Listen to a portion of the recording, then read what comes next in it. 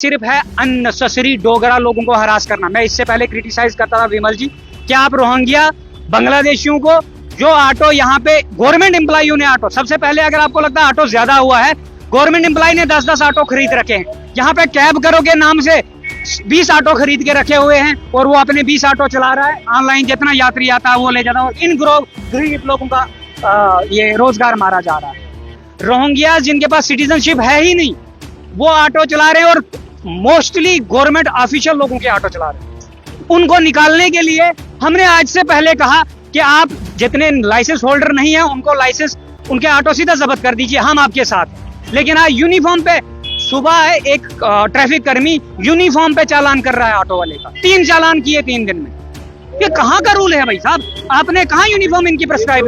लेकिन जो black auto है वो लड्डू बांट रही है। वो लड्डू बांट रहे, वो 4 ऑटो वाले थे। मैं वहां पे ही सवारी लेके जा रहा था बख्शीनगर हॉस्पिटल के बाहर, और हमारी ब्लैक ऑटो वालों से कोई भी लड़ाई झगड़ा नहीं है, चीफ मिनिस्टर साहब से और माननीय गवर्नर साहब से।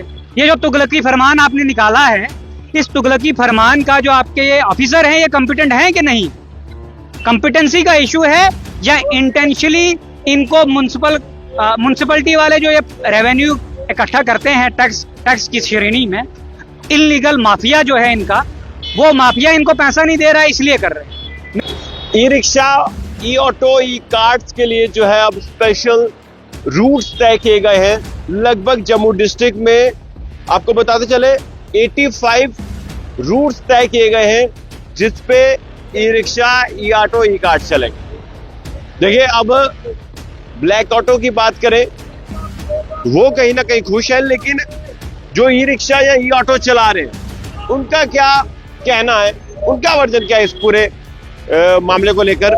मुझे बताएं क्या कहना चाहते हैं अब ई रिक्शा को लेकर स्पेशल? जो आप कह रहे हैं कि ई ऑटो, ई रिक्शा या कुछ भी, मैं सबसे पहले आपको क्लियर कर देना चाहता हूं कि जो ब्लैक ऑटो है उसको ब्लैक ऑटो कॉन्स्टिट्यूशनल टर्म में वो भी रिक्शा है, वो ऑटो नहीं है, वो डिफाइंड है, ई रिक्शा में ही वो भी आता है।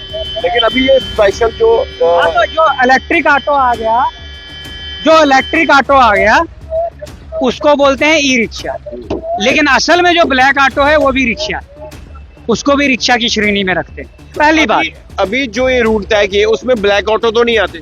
नहीं, इन्होंने नहीं लिखा है उसका, नहीं लिखा है ना, लेकिन रिक्शा में वो भी आता है।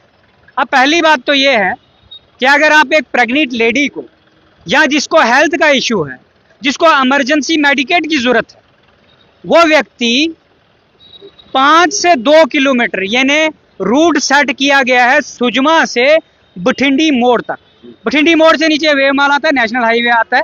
नेशनल हाईवे पे ई ऑटो वाला आकर सवारी को छोड़ देगा और वहां पे इनकी ई बस पहुंचेगी 2 घंटे के बाद। 2 घंटे तक व्यक्ति की मौत हो जाएगी। क्या एम्बुलेंस सर्विस? मेरा पहला क्वेश्चन है माननीय क्या बोलते हैं, माननीय चीफ मिनिस्टर साहब से और माननीय गवर्नर साहब से। ये जो तुगलकी फरमान आपने निकाला है, इस तुगलकी फरमान का जो आपके ये ऑफिसर हैं ये कॉम्पिटेंट हैं कि नहीं है? कॉम्पिटेंसी का इशू है या इंटेंशनली इनको म्युनिसिपैलिटी वाले जो ये रेवेन्यू इकट्ठा करते हैं टैक्स की श्रेणी में, इलीगल माफिया जो है इनका, वो माफिया इनको पैसा नहीं दे रहा है इसलिए कर रहे हैं। मेरे को ये चीज जाननी है पहली बात, और जानने के लिए ये चीज मैं इसलिए कह रहा हूं कि आप पब्लिक को, आप एज ए पब्लिक सर्वेंट, आप उनको पब्लिक को ये पब्लिक सर्विस दे रहे हो। This is also the public service.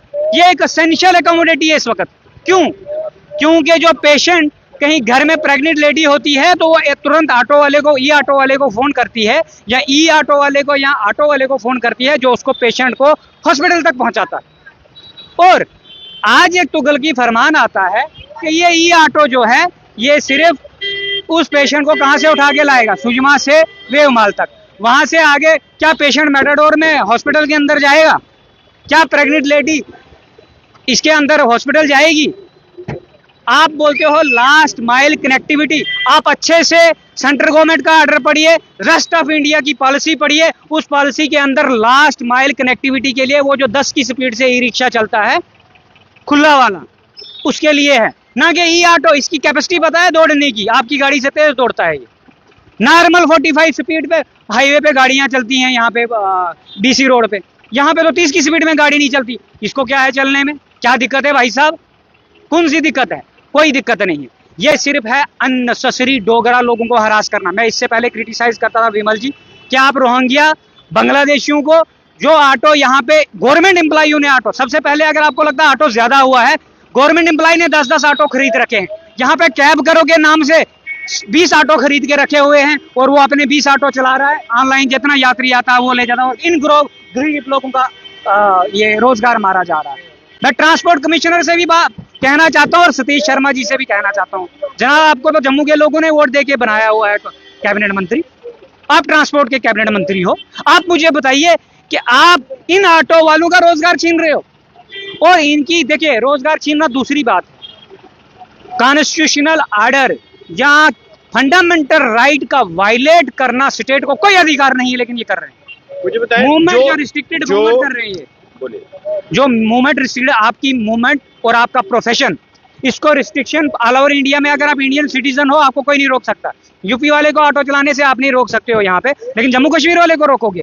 Rohingyas जिनके पास सिटीजनशिप है ही नहीं वो ऑटो चला रहे हैं और मोस्टली गवर्नमेंट ऑफिशियल लोगों के ऑटो चला रहे हैं। उनको निकालने के लिए हमने आज से पहले कहा कि आप जितने लाइसेंस होल्डर नहीं है उनको लाइसेंस, उनके ऑटो सीधा जब्त कर दीजिए, हम आपके साथ हैं। लेकिन आज यूनिफॉर्म पे सुबह है एक ट्रैफिक कर्मी यूनिफॉर्म पे चालान कर रहा है ऑटो वाले का, 3 चालान किए 3 दिन में।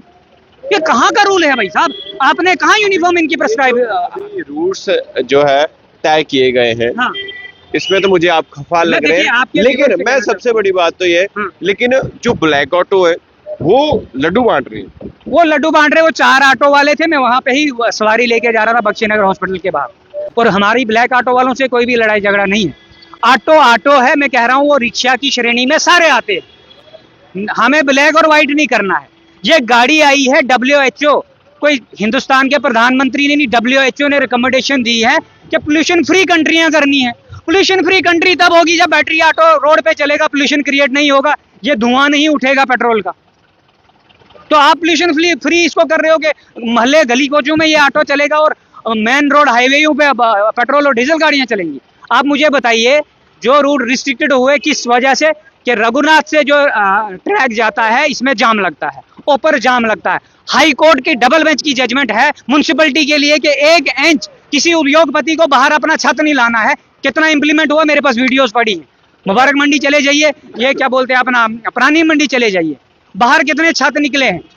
रोड ऑटो वालों के लिए बनी है, हम टैक्स पे कर रहे हैं, गाड़ी के लिए बनी है, लोगों के लिए फुटपाथ बना है, वो उद्योगपतियों ने कवर कर रखा है। जो 85 रूट तय किए गए हैं, आप इस चीज से खफा हैं क्या? सर 85 रूट कौन से तय किए गए हैं? आप ये बोल रहे हैं कि आपने 2 किलोमीटर से 5 किलोमीटर चलना है।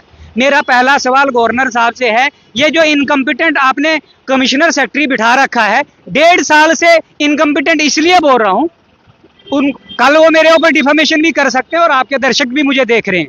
क्या आपको 1.5 साल से ये ऑटो चल रहा है, आपने पहले 10 रुपए की रेट लिस्ट निकाली थी, आपको प्रति किलोमीटर इसका रेट नहीं डिसाइड कर पाए आपके ऑफिसर? कहां सो रहे हैं वो, कौन सी ड्यूटी कर रहे हैं? आपने रूट सेट कर दिया, रेट कहां मुझे बताइए। आपको अगर कोई ऑटो वाला, आपके एक मीडिया कर्मी मुझे बोल रहे थे कि मुझे लूटा गया जी, ऑटो वाले ने 400 रुपया लिया, लेकिन this is the incompetency of the commissioner because he didn't set the rate for the auto rickshaws. क्यों नहीं किया? रेस्ट ऑफ इंडिया में 36 रुपए रेट है इस ऑटो का, रेस्ट ऑफ इंडिया में। और काले ऑटो वालों का रेट जो था 2018 में सेट हुआ, उसके बाद 24 में सेट हुआ। आज अगर उनका रेट बनाया जाएगा 45 रुपीज प्रति किलोमीटर बनेगा आज के हिसाब से। इकोनॉमी गिर भी तो रही है हिंदुस्तान की।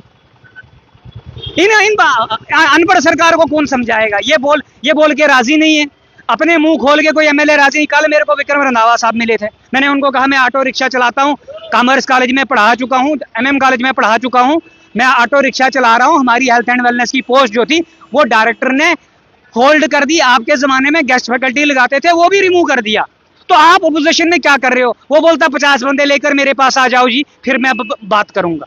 तब तक बात नहीं कर सकता। आप मुझे बताइए Vimal ji, this is the livelihood, fundamental rights में आपका राइट टू लाइवलीहुड है, कुछ कमाना उस स्टेट से जहां आप रह रहे हो। ये इन लोगों का लाइवलीहुड है, गरीब ऑटो वालों का, और हमारा, मेरा भी। आपको भी पता है मेरी कंडीशन, पहले भी खबरें की हैं, दुनिया ने भी देखी हैं। मेरा लाइवलीहुड है, मैं ये ऑटो चलाता हूँ किसी का, दिहाड़ी पे। मेरा भी 500 रुपया दिहाड़ी बनती, शाम को खाना खाते। और अगर ये हालत रही तो मैं कहता हूं कि जो बांग्लादेश में प्रधानमंत्री की वहां के प्राइम मिनिस्टर की हालत हुई थी, यहाँ जम्मू कश्मीर में भी चीफ मिनिस्टर की हालत होगी, एलजी की हालत होगी। मैं आज आपके माध्यम से कहना चाहता हूं, इमीडिएटली इस ऑर्डर को वापस लीजिए और रेट सेट कीजिए और रूट पूरे सिटी के सेट कीजिए इस ऑटो के लिए, अगर रूट सेट करना है। और परमिट आप लगा नहीं सकते हैं, पूरे हिंदुस्तान के अंदर इस गाड़ी ये एग्जेम्प्टेड है परमिट से। आप अगर चाहते हो कि हम परमिट लगाएंगे, इसका अड्डा बनाएंगे, फिर आप अड्डा वसूली करेंगे, म्युनिसिपैलिटी को भी पैसा मिलेगा और हमें भी मिलेगा, वो नहीं मिलेगा।